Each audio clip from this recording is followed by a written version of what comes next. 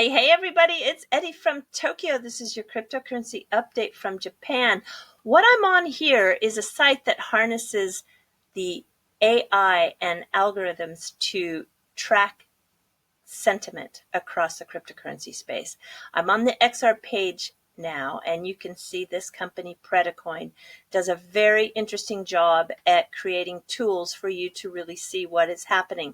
It provides us a scent score. You can see that it's very heavy right now on the news and buzz and not relying so much on the technicals. Actually, XRP doesn't often weigh heavy on the technicals. I think there's a lot less technical analysis done on XRP as compared to a coin like Bitcoin. So when you look at the cent score here out in a graph, you can see in the black, this is the price movement, and you can see the different sentiment and how it changes. And right now, the news is 7.1. So you can see that there is a lot of XRP news right now.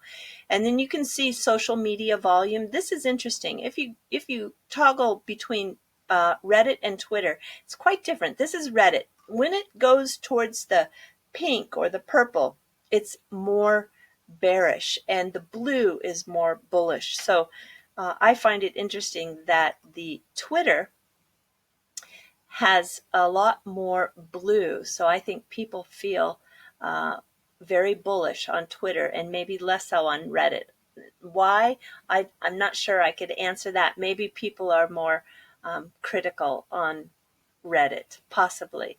I'm not really sure. I know that there's a lot of really good talent on Reddit, and sometimes they are an absolute perfect source to get to a lot of answers. So we can also see that it has today's most trending news, and there's one aspect of their tool here that I really use on a basis to find out the stories behind what is trending. So you can see over the course of the last month, or you can do week or last 24 hours, the trending topics were cryptocurrency, blockchain. Blockchain was, big, really big. Coinbase was actually in there. But if we move over to the last 24 hours, you can see that there's a lot of change. And look at this. There is something happening with scam. So scam, blockchain, and regulation seem to be the top trending topics. You can click on those active links, and it will drive you down into a little bit more information. Now, this is the most valuable part for me, is the today's top tweets. And the reason is because I only follow about 311 people on Twitter. I can't follow any more people than that. I feel like my Twitter feed is so full as it is. I can barely even get through just that 311 followers.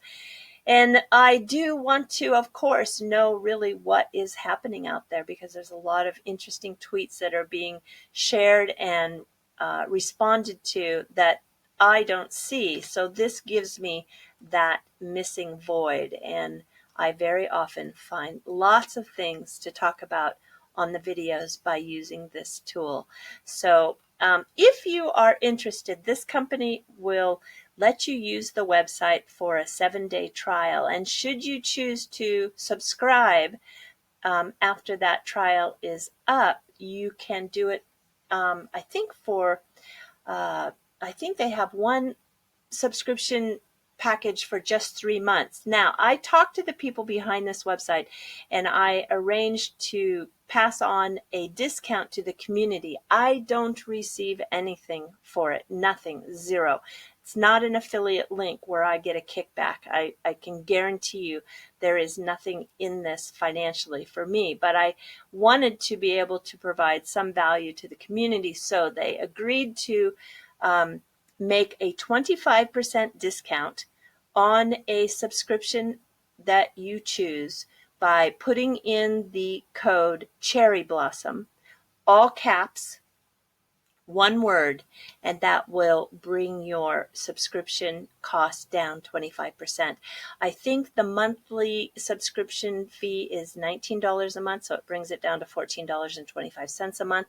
But if you are really into the sentiment analysis, this is one option for you. Okay, we are going into some ancient history here. This is Amun. Amun was an ancient Egyptian god of sun and air, and actually later on the Greeks adopted this god but called him Zeus. Now, why am I talking about Amun? Well, the very first world's XRP ETP, which is the exchange traded product, that is XRP, just launched, and it launched just a few days ago. And we have now seen some of the volume and the activity coming out of this fund. It's very interesting, and the reason why it has a real positive effect is because it is backed equally by XRP. So it has an equal amount or an identical amount to anything that is traded. And that person who is doing the custody, by the way, is an outfit in South Dakota. And they are providing those solutions for not only this traded fund, but also for family offices, financial institutions, and other lending services out there. So the Kingdom Trust is what the name of this company is. I think it's very similar to what PolySign might be doing. PolySign we talked about in yesterday's video, where it is a new company that everybody's waiting to see the details on. It should launch hopefully soon.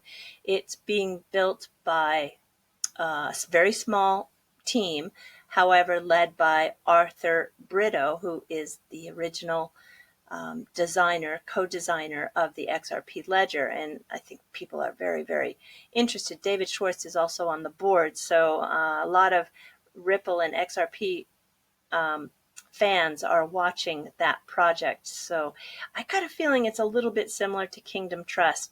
So Kingdom Trust uses a cold storage security platform designed to provide ultra cold security of digital assets held by Kingdom Trust. And all the private and cryptographic keys are held physically stored on offline servers that never have and never will have access to the internet. So they are being extra careful here. And I think if you are interested in how that product is trading, you can go to the sixgroup.com website and look at the actual volume. So here you can see the top performing exchange traded product that they have this week was the Amun Ripple XRP instrument. Cool, huh? How great is that? So you can see this big percent change of 6.10%. Yeah, it's great. All right. R3. Well, they are also going to build, just so you know, they're actually going to build the platform that SIX is in Switzerland, the primary stock exchange, is going to use. They're going to launch a new digital exchange in the second quarter of 2019, and R3 Corda was their choice. And about 10 days ago, R3 also put out this very, very interesting research paper, Will Businesses Ever Use Stablecoins? And it is 22 pages long, but if I read you just a quick summary of the abstract, this paper answers why businesses and financial institutions do not currently use stablecoins and proposes how these instruments or future iterations may fit into the existing financial system. So if you are interested in this subject, I'm going to put the link down in the description below. I think it's the best report I've ever read on stablecoins. It really explains it in great detail. And talk about reports. There's another 7-page report that came out of Luxembourg. This is the world's hub, of course, for private equity and wealth management. But the LPEA, which is the Luxembourg Private Equity and Venture Capital Association, is the body that is representing the professionals in Luxembourg, and they had a very interesting analysis of whether XRP is a security. If you don't want to go through all 7 pages, then definitely go to XRParchade. This is the site that Leonidas, who is a very important part of the XRP community, this is something that he has created, and it's got a ton of great information, and he puts a summary into 1 page, and you can read his summary quite quick. I think it's probably a 2-minute read, and basically from his understanding, the LPEA believes that XRP should be classified as a payment token like Bitcoin, and XRP holders have no right to claim against the issuer of the token, and it is in their opinion that the paper considers XRP not to be a security. So I'll put the link to Leonidas's XRParchade site as well. This is a site you should frequent on a regular basis because it's really very useful. And Mr. Kitao, I know I'm going to be big here because I tried to make his website a little larger. I zoomed in on it because the graphic he had in the press release was not only super low quality, but it was too small, so I pumped it up a little bit. Maybe I'm just too big, so let me go to this graphic here. I tried to increase the resolution in Photoshop to make it more legible because this is what I wanted you to be able to see. This is the button called MoneyTap, and that's the important mobile application that has the RippleNet technology for domestic payments to be made here in Japan that will eventually roll out into a global use as well. So now the announcement came on Friday from SBI that they have created a new API for the financial institutions. And this smartphone application has some new major features. So it provides the ability for banks to collect that data and analyze through that new tool. They can customize the functions. They can have these different displays for balances and payments. And it also provides just tapping on various icons that will allow you to easily move to different fintech companies. You can see here there's like Origami Pay. So this is a good thing because it's going to help in the adoption of this application for sure.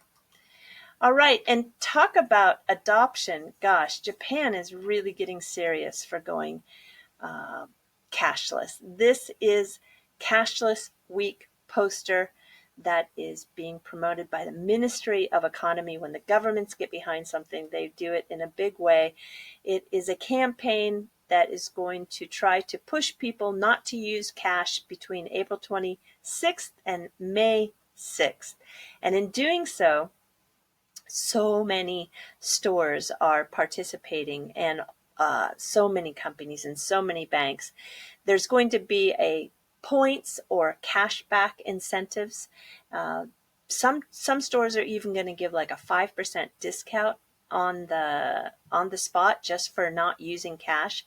There'll be some franchises also that provide a 2% points back system. And yeah, I think it's part of their effort to get Japan to at least a 40% cashless society by 2025.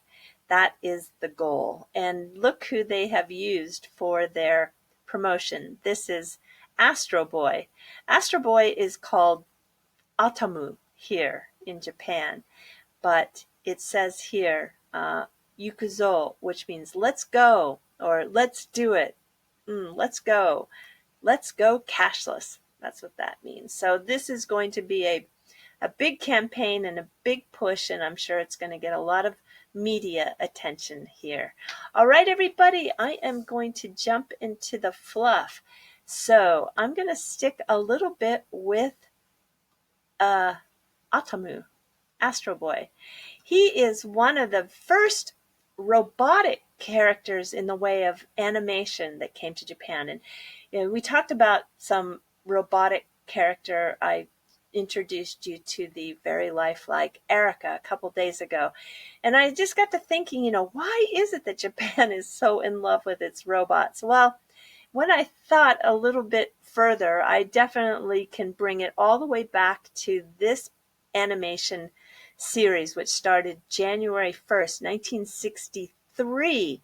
And that's what you're seeing here. This is the actual footage you can see in the background. It's about a Dr. Tenma. He lost his son, so he created a robot, and the robot is Astro Boy. He looks a lot like the son, Tobio, and there were 193 episodes, and it ran all the way through to December 31st, 1966. So I think this is the actual start of why Japan loves its robots. And then not only Atamu, but we also have Doraemon. This is the robot cat in Japan. This started in 1969. He has infrared eyes, and his nose can smell 20 times the power of normal cats. He has vacuum hands and a pocket that he has in front that's filled with gadgets. He's really a loved character, and it's also in the form of animation. I think even people outside of Japan were able to watch the Doraemon movie recently. I don't know if any of you saw it, but he is, he's cute. And then, of course, there's Gundam. This is the mobile suit that is very much like a robot, but it's got the controls of a person inside. And then Japan and the US, just about a year and a half ago, they had a real robotic battle. I mean, a real battle. I won't tell you who won, but you can watch it online. They took place inside an abandoned steel mill, and it's crazy. So yes, there was a winner, and you can see the robots that were built by Mega Robots from the US, and also Kuratsu, which is the robots that were built from Japan, and they had a big match. But this is one maybe I want to also share with you, and it is CB2. Actually, CB square is the way they say it.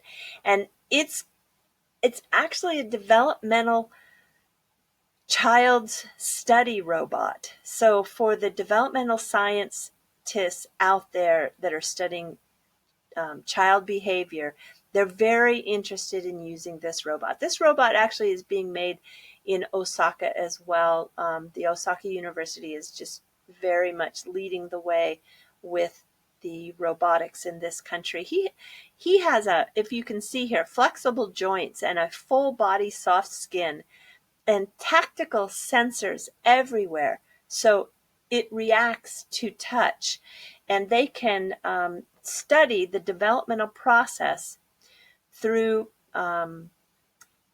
interaction with this robot. It has cameras and microphones, so the robot will interact with humans, and it shows how the caregivers can affect or encourage developmental skills for children. And I think it's going to be very important for childhood development education. So here we can just see like 10 seconds of how it moves when it's activated. And it is very lifelike, very real. So it moves, it's programmed to move just like a 2-year-old. And it is interesting. Yeah. I think this is the developer, and he talks about how the initial reaction wasn't so pleasant. People thought it was a little on the creepy side. But when you really learn what the purpose is behind the robot, I think you can get past the way it looks and see the value and what it's going to bring people studying that field. Okay, everybody, that's all I have for you today. So do take care. Sayonara for now. Bye-bye.